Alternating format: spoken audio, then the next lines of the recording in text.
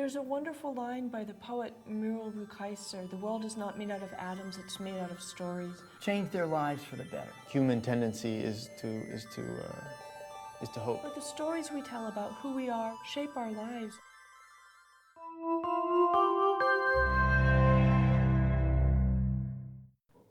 Hi, I'm Rebecca Solnit, here to talk about A Paradise Built in Hell, the extraordinary communities that arise in disasters.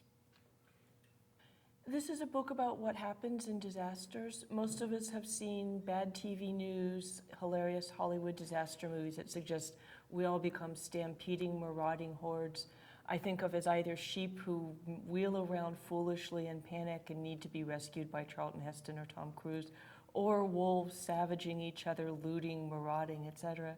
Nobody thinks that you get happy when everything falls apart and goes to hell.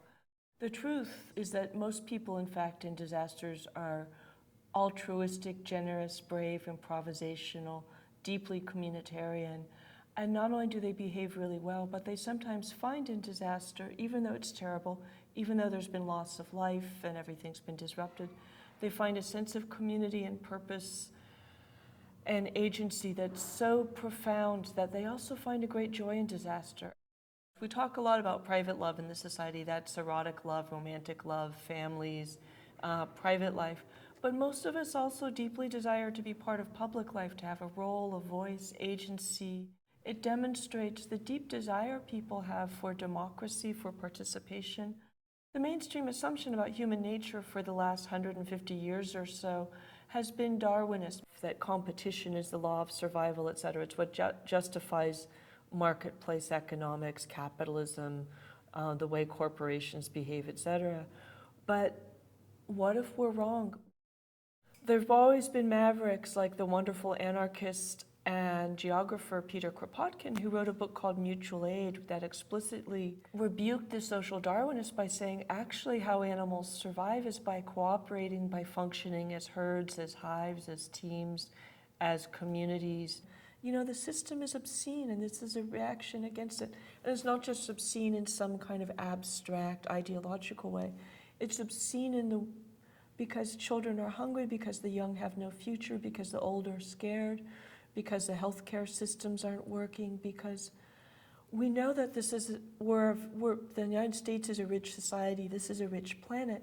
There is enough for everyone. Things could be really different. Early on at Occupy Wall Street in New York, an old woman talking to a video camera like this one said, "What we're fighting for is a world in which everyone matters."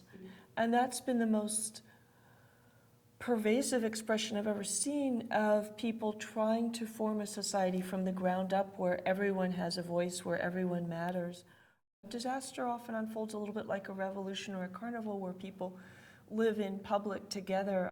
These moments when things crack open or fall apart are moments when maybe we can make something better. Even though a disaster is terrible, people often have this deeply meaningful experience.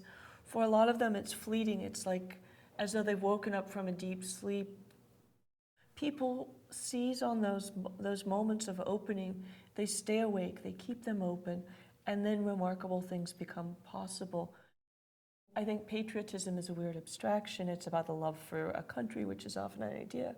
But the love people have for a place, for a community, for a city, for a neighborhood, for the people around them, for the sense of being a member of civil society, which can be global when you feel part of the Arab Spring and the uprising in Cairo, or can be local when you see your neighborhood come together in response to a crisis.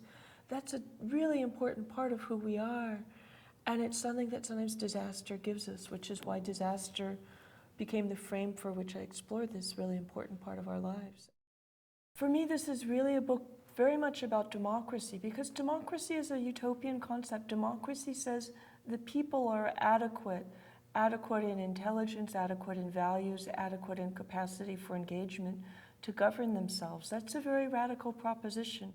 The things I've been talking about, the social Darwinist beliefs, the Hobbesian beliefs, the belief that we're selfish, competitive, chaotic people, and that we behave badly in disasters, are things that the authorities believe more than anybody. And so they often assume that a disaster, that without them, all hell has broken loose. And actually, we do really well without them.